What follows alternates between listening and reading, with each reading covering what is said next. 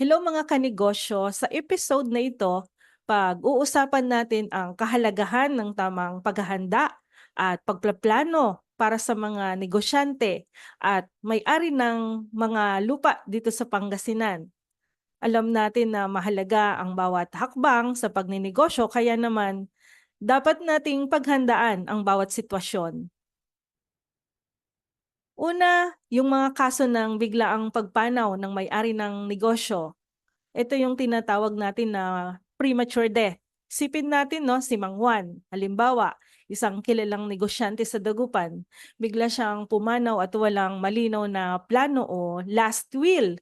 Dahil dito, nagkaroon ng alitan ang kanyang mga anak sa pamamahala ng negosyo. Humina ang operation, ito yung naging consequences at nalugi ang kanyang kumpanya dahil sa hindi pagkakasundo.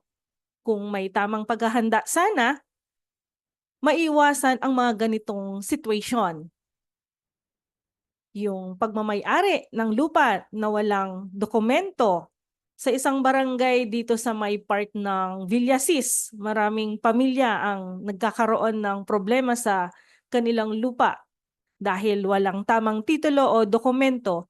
Ang iba tinangay ang kanilang mga lupain dahil hindi nila naayos ang mga papeles.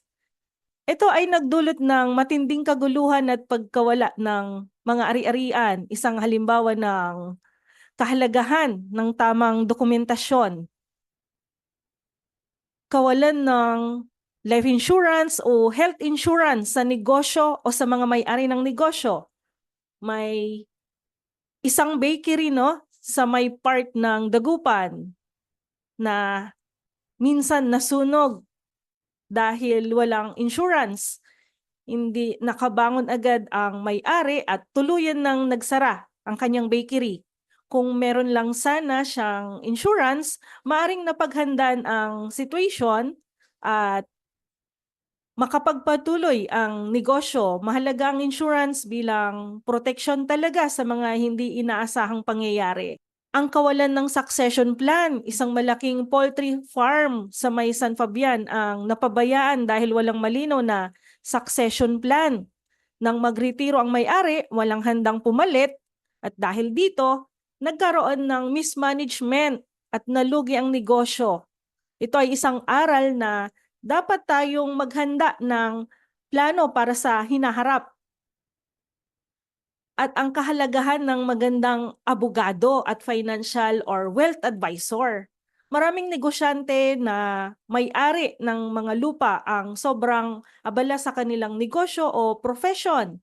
Kaya mahalaga na makipag-ugnayan ho tayo sa isang magaling na abogado o mapagkakatiwalaan na abogado, financial or wealth advisor. Sila ang tutulong upang siguraduhing updated at maayos ang inyong mga plano, mga dokumento at iba pang aspeto ng inyong assets o ari-arian at negosyo.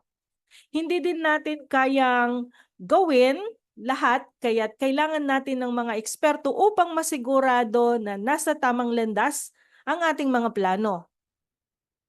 Mga kanegosyo, ang mga kwentong ito ay nagpapakita ng kahalagahan ng agarang paghahanda at pagpaplano at bilang negosyante o may-ari ng lupa, mahalaga na magkaroon ng tamang plano sa pamamahala ng mga negosyo o ari-arian. Siguraduhin may mga dokumento, insurance, at malinaw na succession planning. Siguraduhin may mga dokumento, insurance at malinaw na succession plan upang maiwasan ang mga ganitong sitwasyon. Huwag kalimutang kumonsulta sa mga eksperto tulad ng abogado, financial or wealth advisor upang matiyak na protektado at handa ka sa anumang mangyayari. Huwag nang maghintay mga kanegosyo, kumonsulta sa mga eksperto. Maghanda ng mga kinakailangang dokumento, planuhin ang mga dapat planuhin para sa hinaharap ng inyong mga negosyo at ari-arian. Ang tamang paghahanda ngayon ay magbibigay ng seguridad bukas, makipag-partner na sa mga mapagkakatiwalang abogado, financial or wealth advisor upang masigurado na nasa tamang landas ang inyong plano. At salamat ho sa inyong pakikinig at magkita-kita tayong muli sa susunod na episode. Paki-subscribe po ang aking channel sa TikTok na Pinay Finance Chick